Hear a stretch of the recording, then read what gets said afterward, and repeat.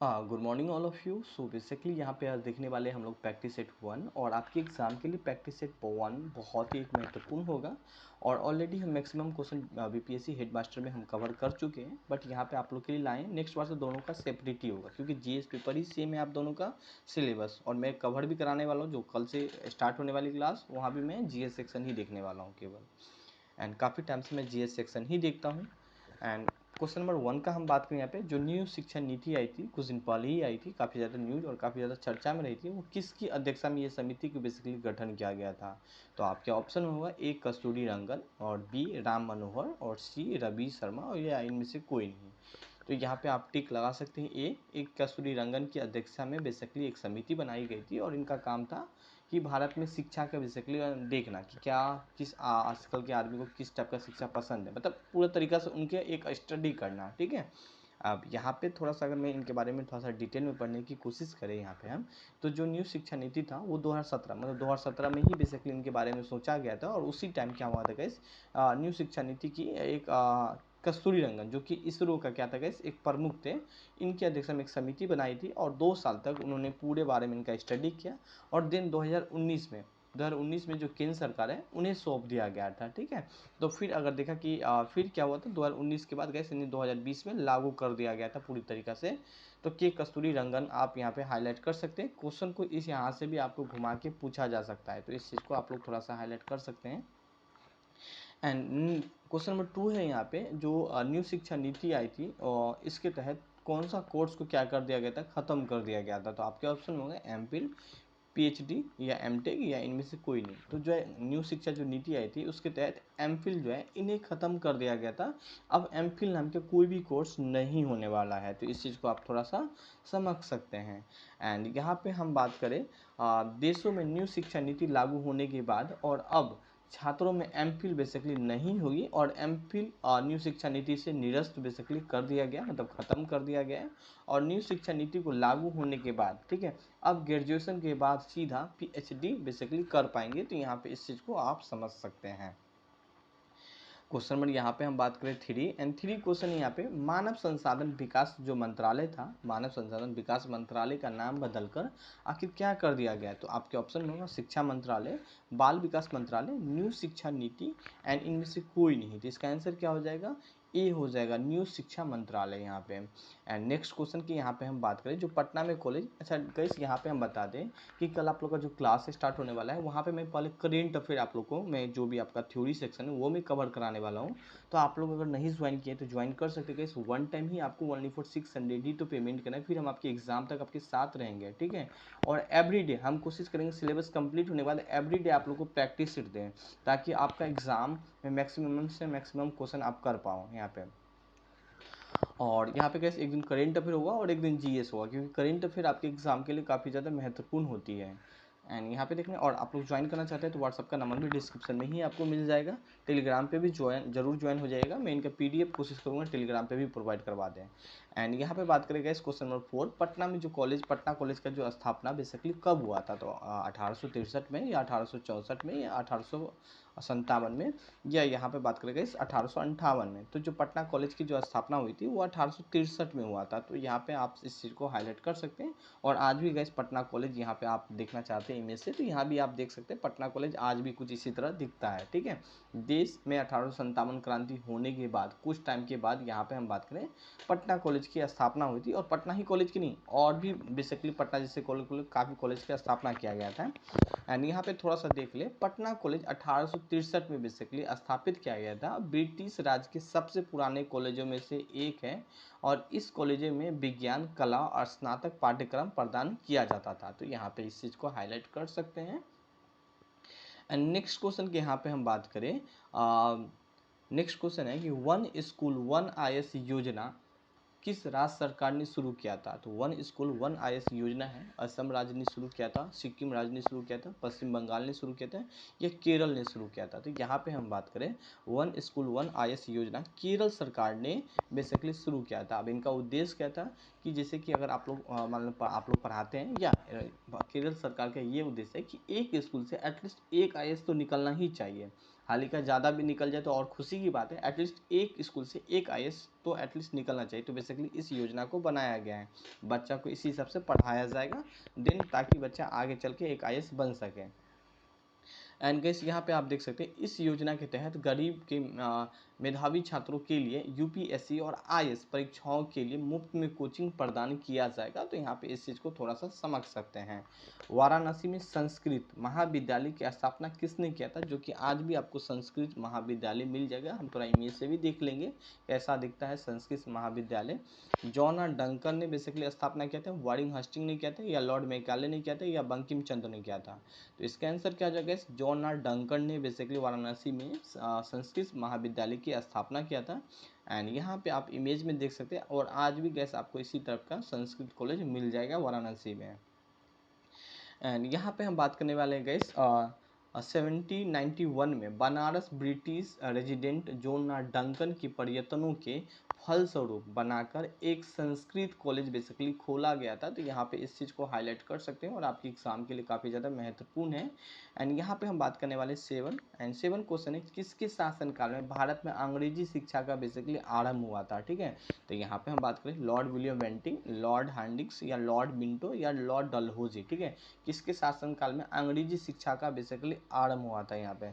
तो गाइस इसका answer A हो जाएगा, लॉर्ड विलियम बेंटिंग के शासनकाल में न्यू शिक्षा नीति भारत में शिक्षा का बेसिकली आरंभ हुआ था, न्यू शिक्षा सॉरी। थोड़ा सा हम इनके बारे में अगर हम देखने की कोशिश करें तो यहाँ पे हम समझ सकते हैं governor general lord William Bentinck के शासनकाल में 7 मार्च, डेट याद रखिएगा, 7 मार्च 1835 में लॉर्ड मैकाले के प्रस्तावित को स्वीकार कर भारत में अंग्रेज की उच्च शिक्षा के माध्यम बेसिकली मान लिया गया था।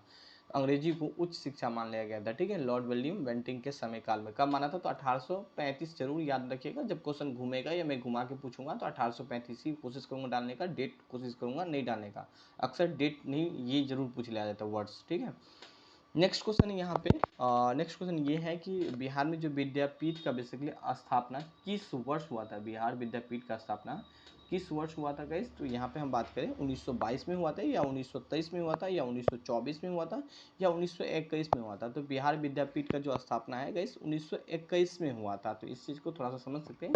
और आज भी आपको ये जो बिहार विद्यापीठ है आपको आज भी मिल जाएगा, यहाँ पे आप देख सकते हैं। और बेसिकली इसका स्थापना किसने किया था, थोड़ा सा हम ये भी देख लेते हैं।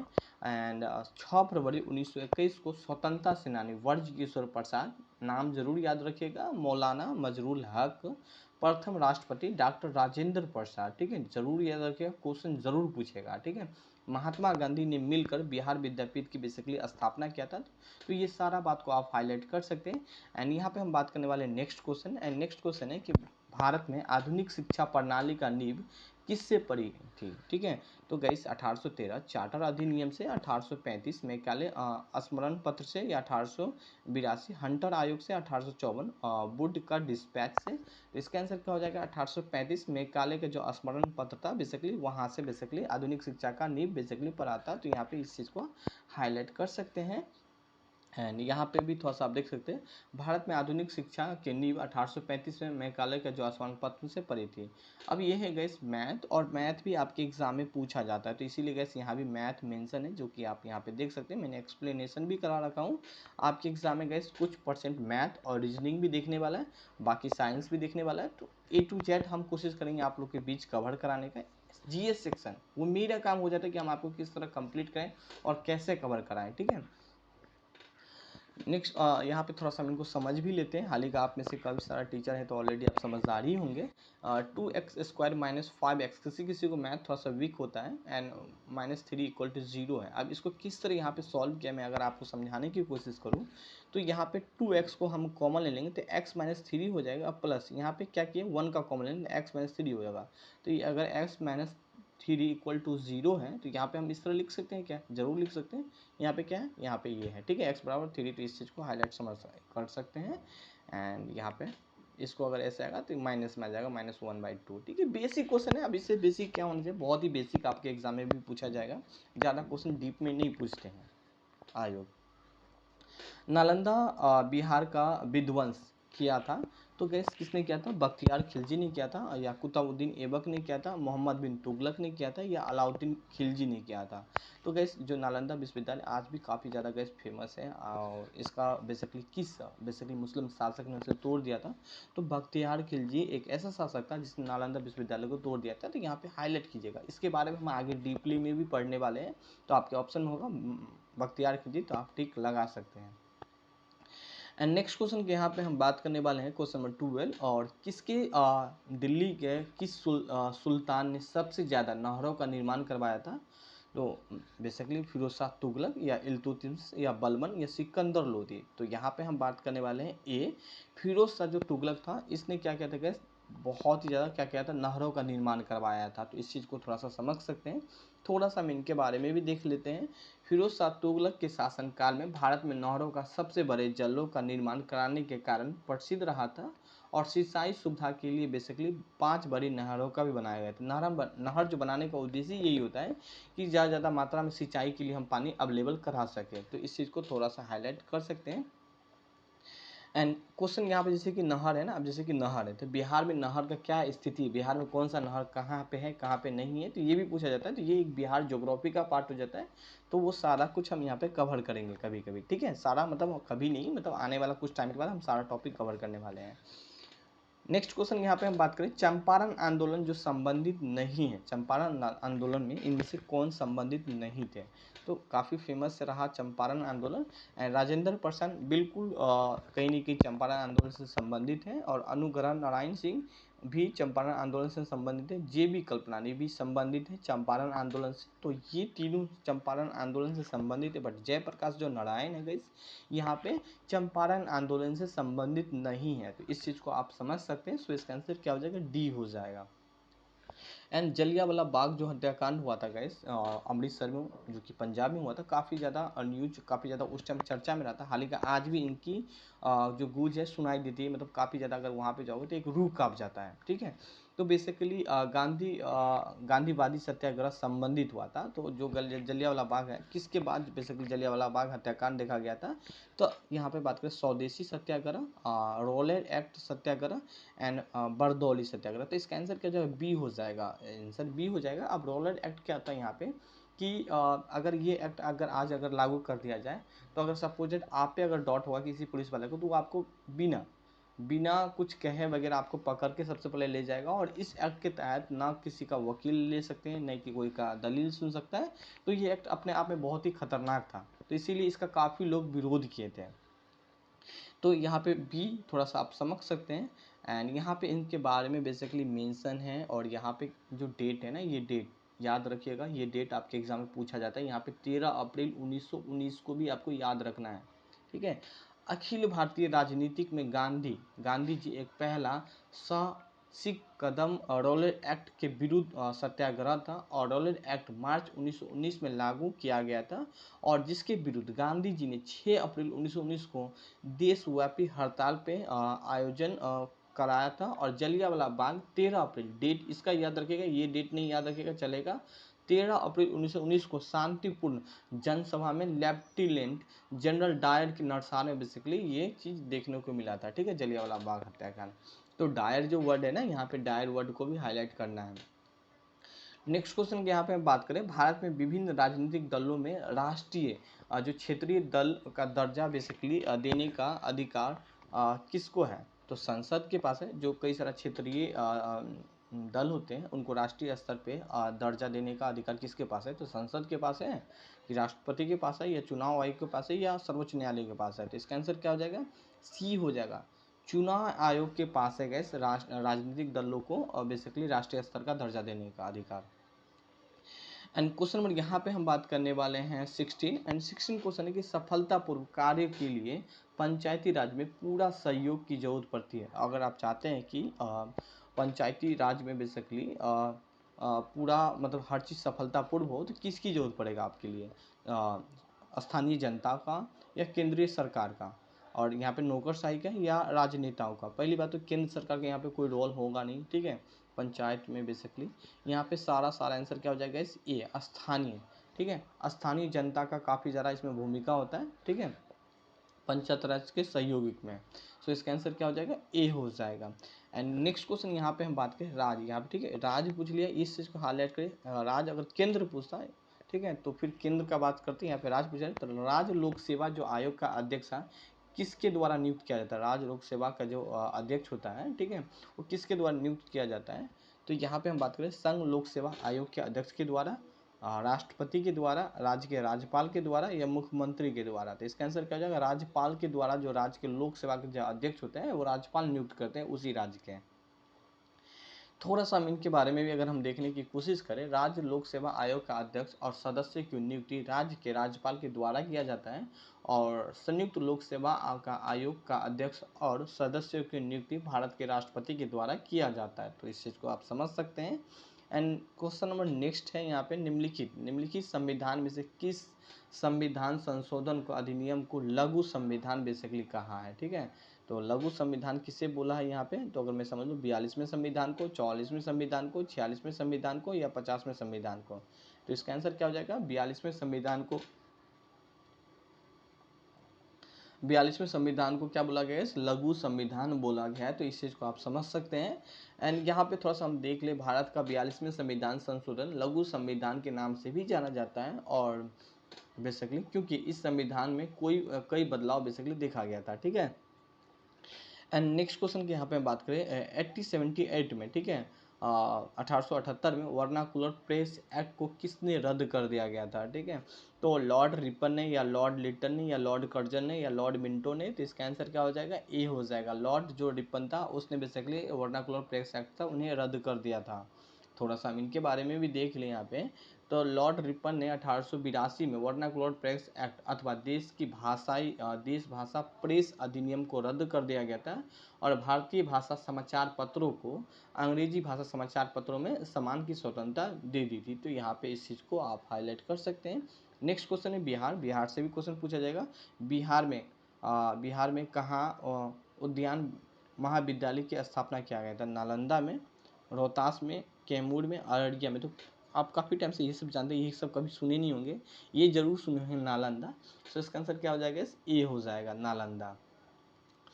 क्वेश्चन नंबर 22 है अंग्रेजों की बिहार के साथ व्यापार का मुख्य आयात सामग्री क्या था। तो अनाज बेसिकली बात करें, सोडा और अफीम, तो ये सभी था। सो इसका आंसर क्या हो जाएगा, डी हो जाएगा यहाँ पे।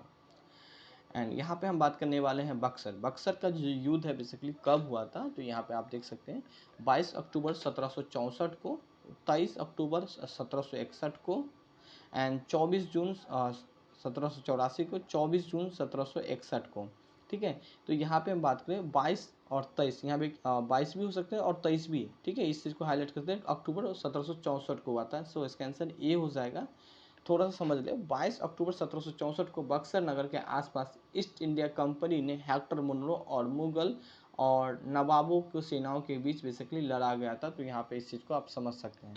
नेक्स्ट क्वेश्चन है कुंवर सिंह ने अक्टूबर 1857 में निम्न में से किससे मिलाने का प्रयास किया था।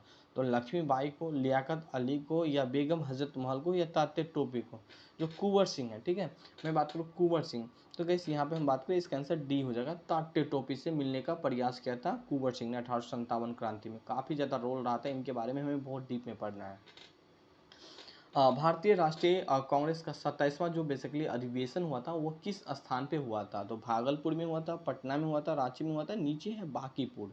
तो इसका आंसर क्या हो जाएगा, बांकीपुर। 27वां अधिवेशन कहाँ पे हुआ था, बांकीपुर में हुआ था। तो यहाँ पे अगर हम समझ ले थोड़ा सा, तो गैस भारतीय राष्ट्रीय कांग्रेस का 27वां अधिवेशन दिसंबर 1912, डेट जरूर याद रखिएगा, क्वेश्चन घुमा के पूछेगा तो डेट भी, वर्ष भी पूछ लिया जाएगा और 27वां अधिवेशन भी याद रखिएगा, ठीक है। बांकीपुर के में संपन्न हुआ था और इस अधिवेशन की अध्यक्षता RN, ठीक है, RN मघुलकर ने बेसिकली किया था और इसी अधिवेशन में एओ ह्यूम को बेसिकली कांग्रेस का पिता कहा था। तो किस अधिवेशन में कहा था, तो कहीं 37वां अधिवेशन में कहा था। 27वां अधिवेशन कहाँ हुआ था, तो बांकीपुर में हुआ था, ठीक है।